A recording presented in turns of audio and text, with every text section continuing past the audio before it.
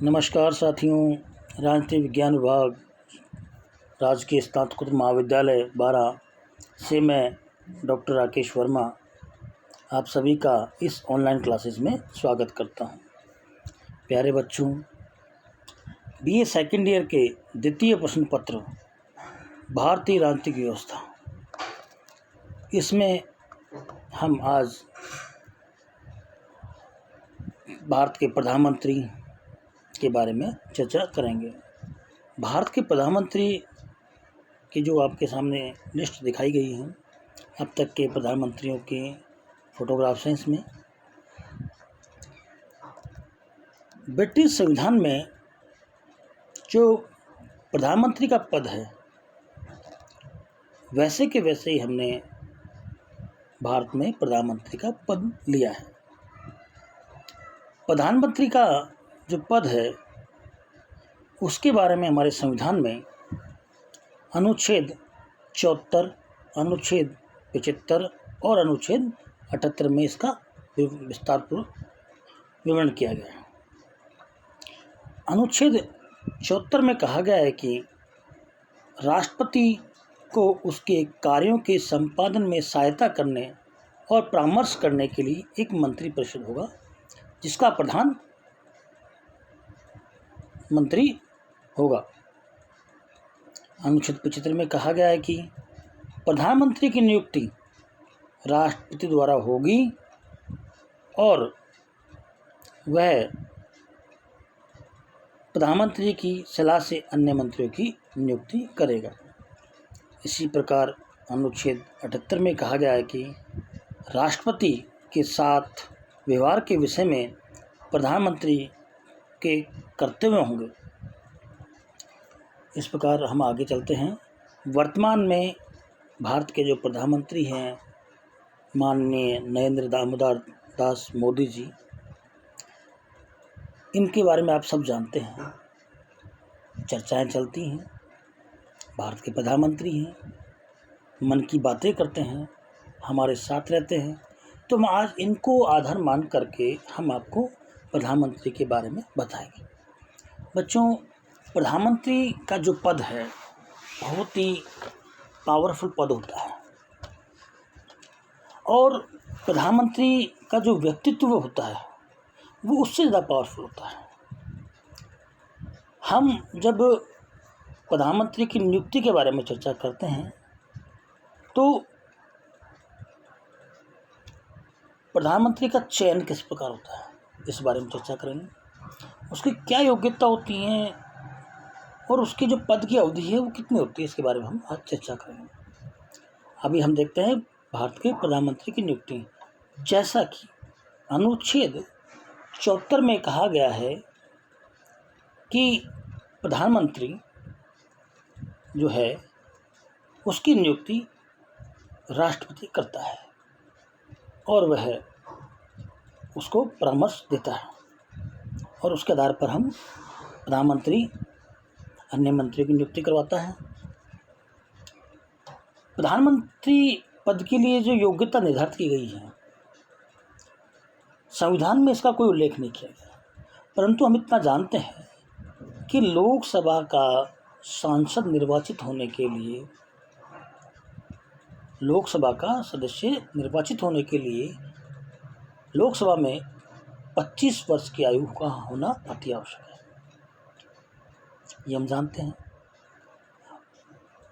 और वही पद का बहुमत दल का नेता प्रधानमंत्री होता है। प्रधानमंत्री की योग्यता के संबंध में संविधान में कोई स्पष्ट उल्लेख नहीं किया गया है, लेकिन इतना अवश्य कहा गया कि प्रधानमंत्री लोकसभा में बहुमत दल का नेता होता है। एक चीज़ और देखें जिसमें कि यदि लोकसभा में से यदि प्रधानमंत्री नहीं बनता है तो हम राज्यसभा से भी, जो राज्यसभा के जो सदस्य हैं वो भी प्रधानमंत्री बन सकते हैं। ऐसा पहले श्रीमती इंदिरा गांधी के समय हुआ, उसके बाद में डॉक्टर मनमोहन सिंह के समय हुआ।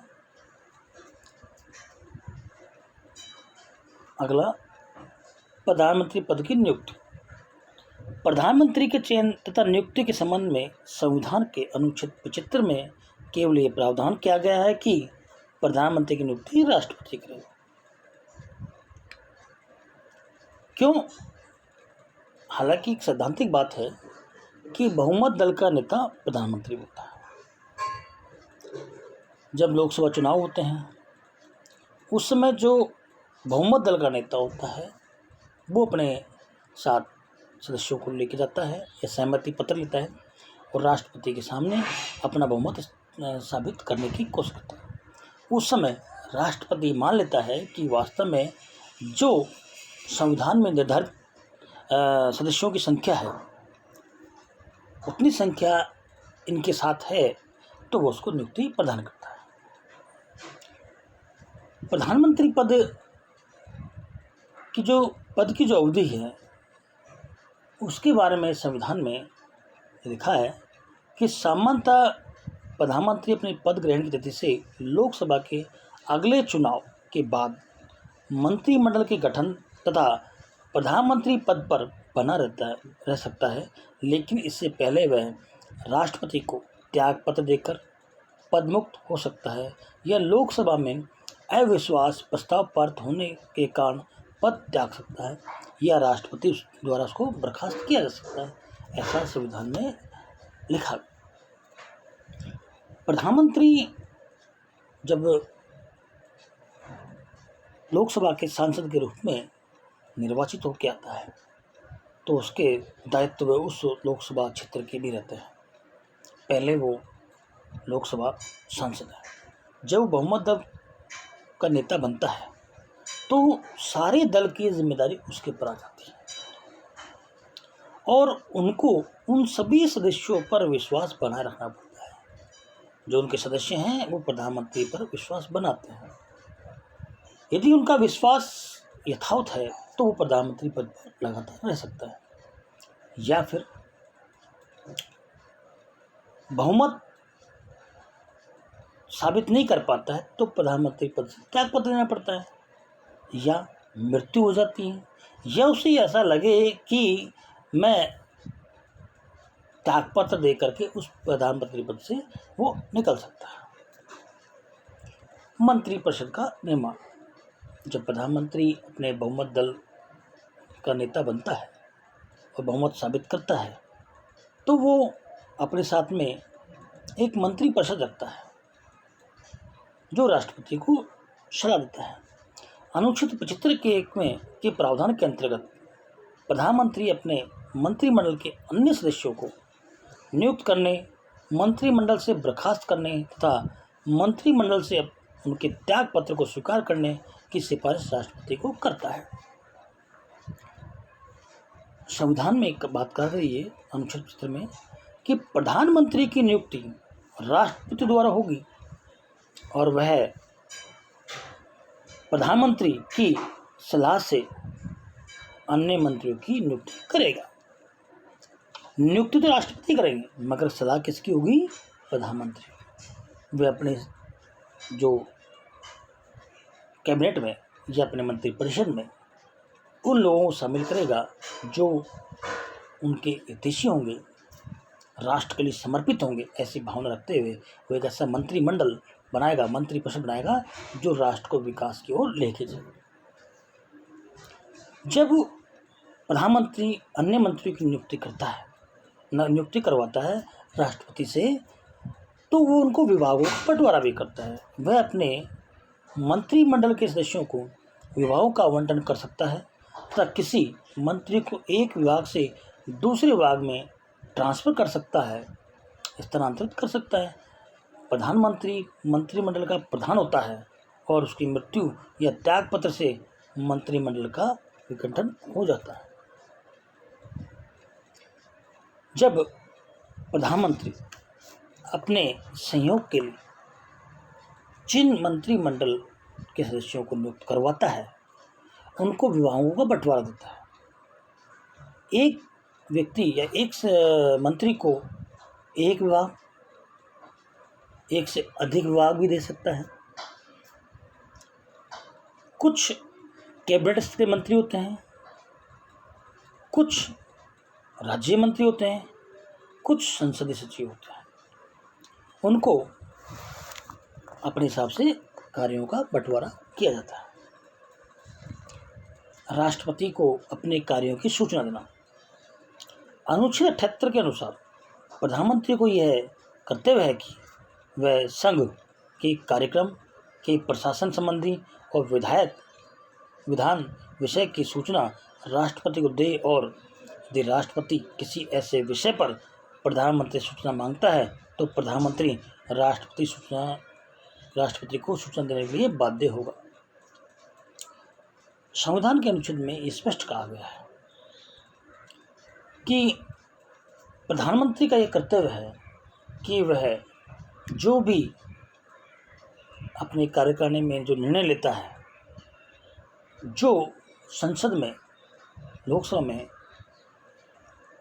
विधेयक रखवाता है या उससे संबंधित कोई प्रावधान करवाता है, तो राष्ट्रपति को वह सूचना देगा। ये उसका कर्तव्य। अगला, मंत्रिमंडल का अध्यक्ष। प्रधानमंत्री मंत्रिमंडल की अध्यक्षता करता है। यदि राष्ट्रपति चाहता है कि किसी बात पर मंत्रिपरिषद विचार करे तो प्रधानमंत्री को सूचना देता है। प्रधानमंत्री जो है उसकी इच्छा से, उसकी सहमति से मंत्रिपरिषद बनता है और वह पूरे मंत्रिपरिषद का अध्यक्ष होता है। सभी का वो मुखिया होता है और वह ये कार्य करता है कि वो सभी एक ही डोर में बंधे हुए हों, उसकी सहमति बनी रहे और राष्ट्रपति को समय समय पर अपने कार्य की सूचना मंत्रिपरिषद या स्वयं द्वारा प्रेषित करता है। इस प्रकार हमने आज प्रधानमंत्री की नियुक्ति और उसके कार्यों के बारे में चर्चा की। एक चीज़ देखते हैं कि जब प्रधानमंत्री का जो चयन होता है उसमें कुछ चीज़ें हमारे सामने आती हैं। जैसे जनता के सामने प्रधानमंत्री का चेहरा लाया जाता है। जब हम भारत से आज़ाद हुए, भारत आज़ाद हुआ 1947 में, उस समय हमारे सामने प्रधानमंत्री के रूप में पंडित जवाहरलाल नेहरू को दर्शाया गया। पूरी पब्लिक ने, जनता ने उन्हें प्रधानमंत्री के रूप में स्वीकार किया। उस समय एक विवाद आया था कि सरदार पटेल और जवाहरलाल नेहरू दोनों ने प्रधानमंत्री पद के उम्मीदवार के लिए पेश किया। उस समय महात्मा गांधी जी ने जवाहरलाल नेहरू को प्रधानमंत्री पद के लिए योग्य माना। अभी वर्तमान में बच्चों हम चलते हैं, जब लोकसभा चुनाव हुए 2014 में, उस समय नरेंद्र दामोदर दास मोदी जो वर्तमान प्रधानमंत्री हैं, उनका चेहरा दिखाया गया। लोग उनसे सहमत हुए और उसके आधार पर उन्होंने चुनाव जीता। आज हमारे प्रधानमंत्री हैं। इस प्रकार प्यारे बच्चों, हमने आज प्रधानमंत्री की नियुक्ति और उसके द्वारा संपादित किए गए कुछ कार्य, मंत्रिमंडल और मंत्रिपरिषद का निर्माण और राष्ट्रपति सुलह आदि के बारे में चर्चा की। सभी का इस ऑनलाइन क्लासेस में धन्यवाद। Thank you.